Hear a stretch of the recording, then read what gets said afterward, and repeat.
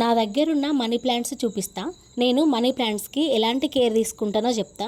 ఇలాంటి సీసాలో కానీ బాటిల్లో కానీ వాటర్ వేసి మనీ ప్లాంట్ స్టెమ్ పెడితే చాలు మంచిగానే గ్రో అవుతుంది. కాకపోతే మనీ ప్లాంట్కి మంచిగా వేర్లు రావాలంటే ఇంకా మంచిగా గ్రో అవ్వాలంటే కొంచెం కేర్ తీసుకోవాలి. వాటర్ని 1 మంత్కి ఒకసారి చేంజ్ చేసినా సరిపోతుంది. కాకపోతే 1 వీక్ టు 10 డేస్కి ఒకసారి చేంజ్ చేస్తే మనీ ప్లాంట్ ఇంకా మంచిగా హెల్తీగా గ్రో అవుతుంది. ఇంకోటి, వాటర్లో మనీ ప్లాంట్ పెంచాలనుకుంటే డైరెక్ట్ ఎండలో మాత్రం పెట్టొద్దు.